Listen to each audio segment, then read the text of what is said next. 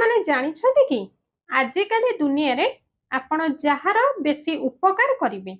जहाको आपण साहाय्य करिवे तो सेही व्यक्ति द्वारा माया आपणक सहित एपरि आचरण करिवो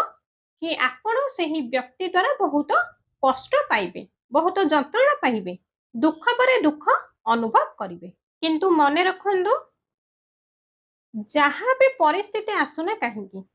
आपण किंतु केबे भी सही व्यक्ति द्वारा जेते भी कष्ट पांतु जेते भी आघात पांतु केबे भी दुखी हेबे नाही गोटे कथा सब मन रखिबे कि आपण जहाँ भी करिसेंती ताको केही न देखंतु किंतु भगवान निश्चिंत देखुछंती आउ सेही व्यक्ति जहाँ भी आपण को कष्ट दउची दुख दउची ताको भी भगवान देखुछंती तो जदि आपण एही सिद्धांत रे रहिबे तो बंची जिवे माया आपणक सहित जहाँ भी छल करू से सबू को आपण केवल आउ केवल भगवान को ऊपर छाड़ी देबे ना आपण रागिबे ना आपण क्रोध करिवे तो देखिबे भगवान निश्चिंत न्याय करिवे